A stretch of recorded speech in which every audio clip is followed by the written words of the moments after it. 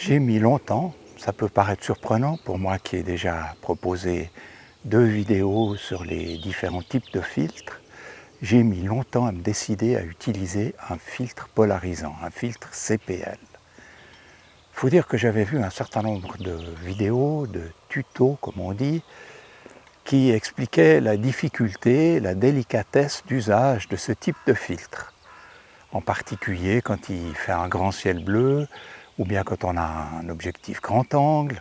Enfin bref, ça m'avait un peu découragé, je trouvais que ça paraissait bien compliqué d'utiliser un filtre CPL, un filtre polarisant. Et puis je m'y suis mis avec beaucoup de bonheur, au point que aujourd'hui il y a plus de la moitié de mes images, mes photos, qui sont prises alors qu'un filtre polarisant est monté sur l'objectif. Voyons cela.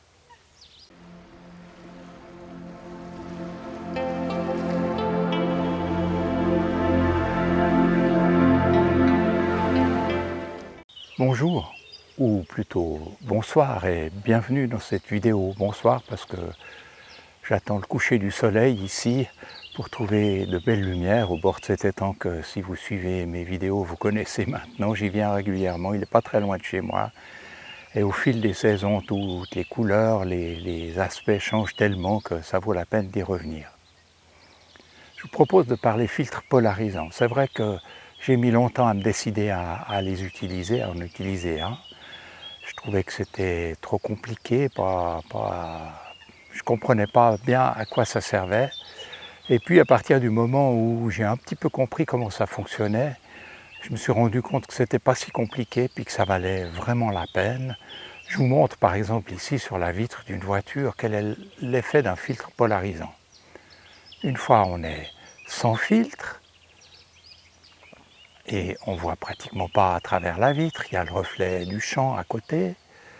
Et puis si j'active le filtre, eh bien on ne voit plus le reflet du champ et on voit l'intérieur de la voiture.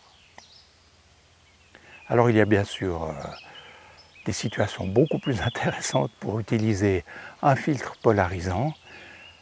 Ce soir je vous montre des raisons de ne pas l'utiliser, parce que je suis au bord d'un étang où les reflets sont particulièrement magnifiques avec les belles couleurs de la fin de journée.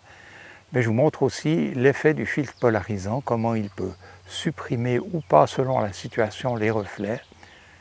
Et puis dans un autre jour, je me rendrai plutôt en forêt au bord d'une rivière, et là nous verrons tout l'intérêt qu'il y a alors à utiliser un filtre polarisant, ce qui n'est pas le cas ici avec l'étang évidemment. Mais ça nous permet d'avoir une belle démonstration de à quoi peut servir et comment fonctionne un filtre polarisant. Après l'exemple de la vitre de voiture, voici un reflet dans un étang. Ici, il n'y a pas d'effet polarisant, puis je vais tourner le filtre jusqu'à ce que l'effet soit maximum. Vous allez vous rendre compte de la différence. Ici, comme vous pouvez le voir, le reflet a complètement disparu et on distingue le fond de l'étang. Et si je continue à tourner, je reviens à la position de départ avec le reflet complètement visible.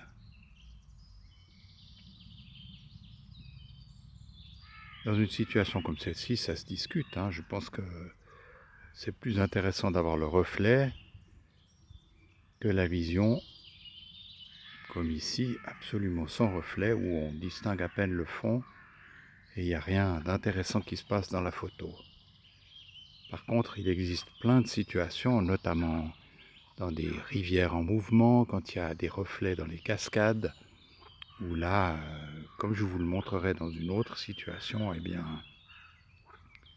il est intéressant, plus intéressant d'avoir le filtre polarisant qui fonctionne, plutôt qu'ici où je vais carrément, attention, l'enlever. Alors du coup, ça perd un peu le... Voilà, sans filtre polarisant, je pense qu'il est plus intéressant ici d'avoir le reflet de ce bouquet d'iris d'eau. Je vais vous montrer ça.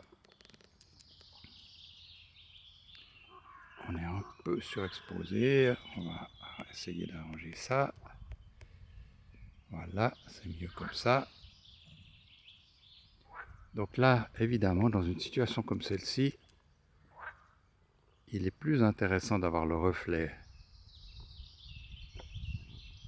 en entier plutôt que d'utiliser le filtre polarisant. Je vais remettre le filtre et puis le régler pour qu'on voit ce que ça donne. Voilà, le reflet a pratiquement complètement disparu. C'est une autre image. Si je remets le filtre polarisant, si j'enlève pardon, le filtre polarisant, je le remets, là il n'est pas, voilà. Donc là on n'a plus aucun reflet, alors que si je supprime l'effet, on a le reflet, et ici évidemment dans cette situation-là, c'est le reflet qui nous intéresse.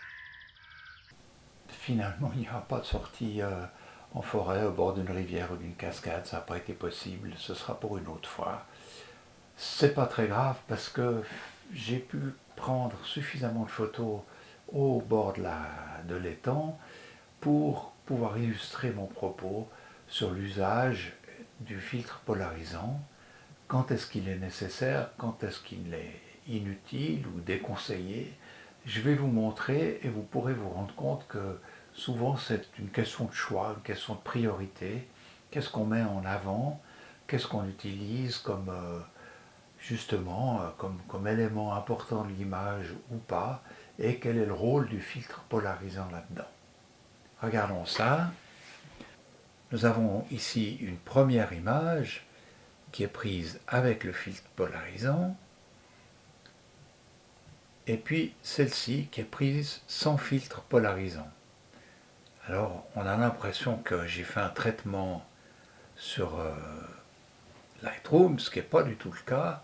D'ailleurs, ce serait impossible sur Lightroom d'arriver à récupérer le fond de l'étang ici, enfin d'arriver à obtenir le même type d'effet que ce que donne le filtre polarisant.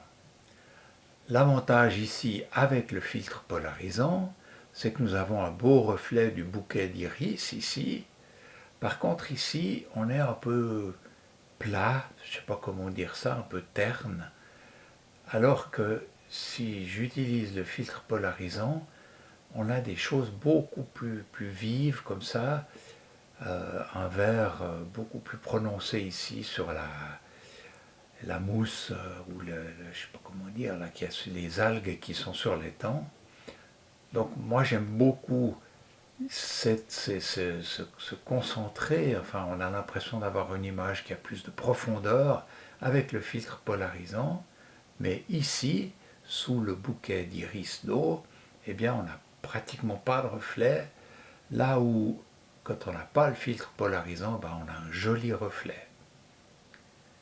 Alors on peut tricher, on peut faire comme j'ai fait, aller sur Photoshop, et puis ici garder le reflet juste pour cette partie-là de l'image, et puis pour tout le reste de l'image, utiliser la partie avec filtre polarisant.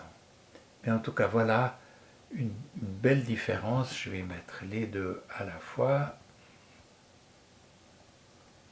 Donc on voit bien la différence ici qu'on a entre les deux types de photos.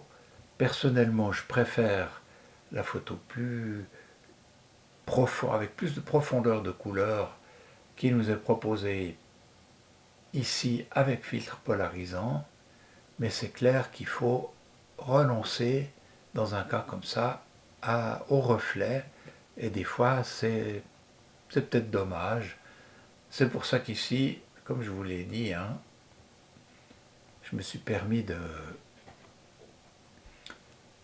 bricoler sur Photoshop et de garder ce coin de l'image ici en bas à droite sans filtre polarisant, et puis tout le reste de l'image est celle qui a été prise avec le filtre polarisant. Je vous donne un autre exemple. Ici, avec filtre polarisant et sans filtre polarisant. Ici, l'effet est moins prononcé, je ne sais pas comment dire, et je trouve qu'on peut choisir, il y a plus de contraste quand on a le filtre polarisant, mais les reflets sont intéressants notamment de nouveau les reflets des bouquets d'iris d'eau ou les reflets des arbres ici, sont intéressants sans filtre polarisant. Et c'est peut-être ici moins péjorant de ne pas avoir de filtre que dans la situation précédente. Je vous montre encore une troisième situation où là c'est assez caricatural, sans filtre polarisant. Là on a beaucoup de reflets, notamment les arbres ici, qui disparaissent presque complètement, ou disons qui disparaissent un peu quand on met le filtre polarisant. De nouveau, on a une image avec le filtre polarisant qui a un peu plus de profondeur, un peu plus de relief. C'est peut-être un peu plus flou, un peu plus plat, comme ça, sans filtre polarisant, pardon. Mais par contre, on a des reflets qui sont plus intéressants. C'est vraiment un choix à faire, et je peux vous garantir, on pourrait avoir l'impression que j'ai fait un traitement dans Lightroom, que je n'ai strictement rien fait. Pour conclure cette brève comparaison d'images, je vous montre deux images alors très différentes, prises même avec des appareils de photo différents à des moments différents, mais que je trouve que j'aime beaucoup toutes les deux. En voici une, prise avec le ZV-1 Mark II, donc c'est un appareil de photo avec un objectif fixe. Ici on est donc sans filtre polarisant, puisque je n'arrive pas à en placer un devant cet appareil. Et je trouve que c'est une très belle photo avec des beaux reflets tout au long de l'étang. On est aussi en fin de journée. Et puis ici, c'est une toute autre photo prise avec le Sony A6700. Et là, le filtre polarisant est installé. On a quand même quelques reflets ici, des branches dans l'eau, et en même temps un peu le fond de l'étang.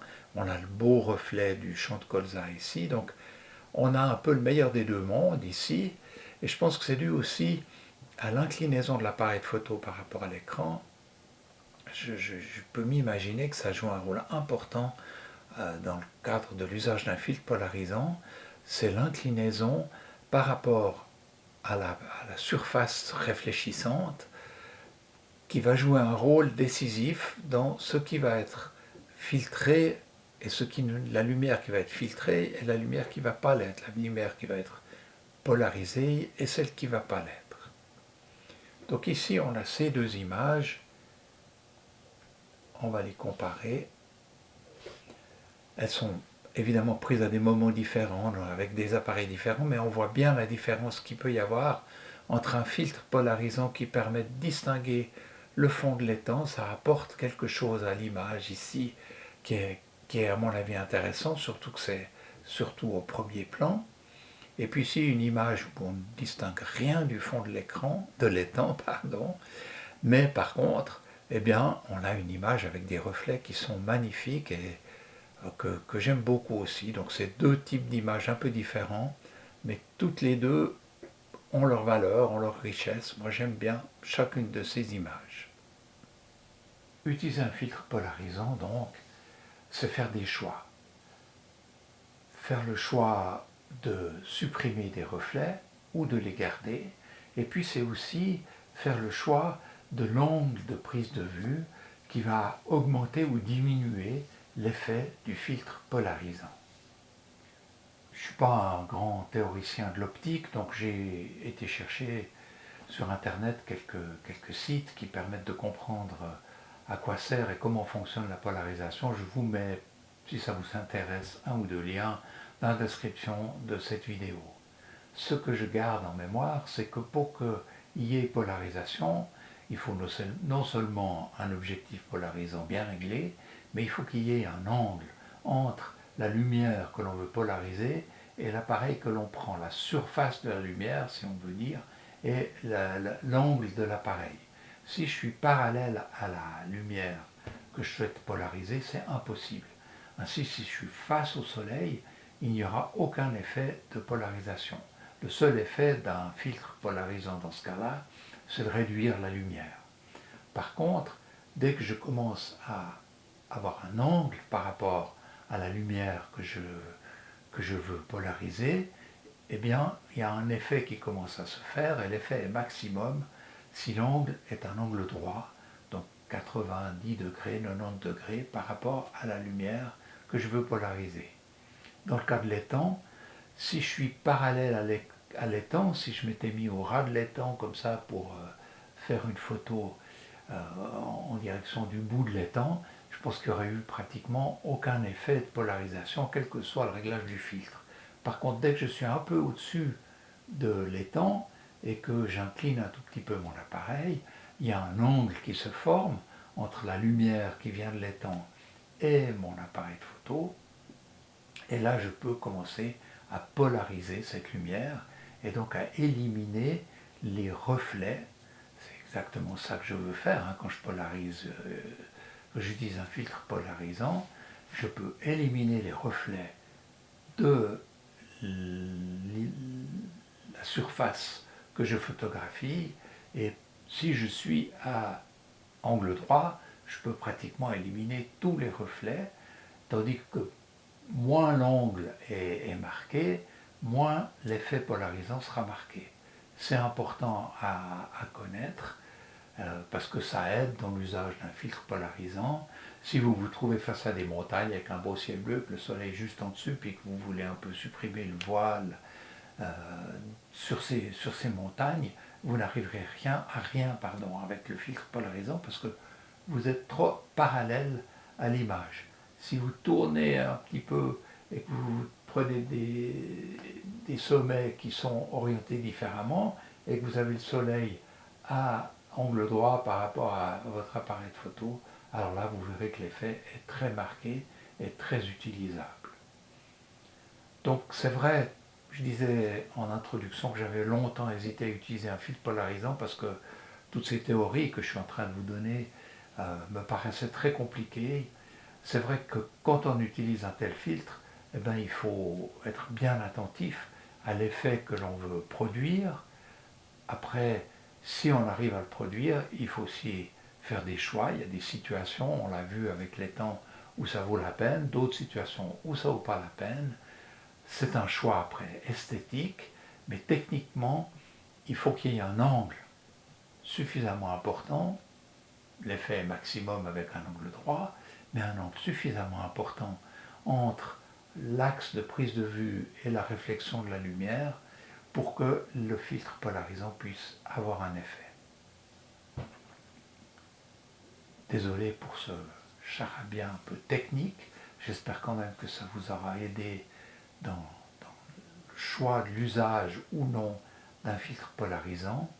En tout cas, moi, comme je vous l'ai dit dans l'introduction, maintenant j'utilise très souvent le filtre polarisant dès qu'il y a des surfaces d'eau, et même pas, parce qu'en forêt, ça peut très bien fonctionner sur un feuillage qui a des reflets, surtout quand on est dans des situations où on a une lumière un peu dure dans la forêt, les feuillages reflètent cette lumière, et bien un filtre polarisant peut permettre, alors qu'on se dit non c'est fichu, il y a trop de reflets, il y a trop d'écart de luminosité, un filtre polarisant peut permettre malgré tout de prendre une image. J'espère que cette vidéo vous aura intéressé. En tout cas, merci de l'avoir suivi jusque-là. Si ce n'est pas encore fait, je vous invite à vous abonner pour découvrir les suivantes que je ne manquerai pas de publier. Et en attendant, je vous dis encore merci, à bientôt et salut bien.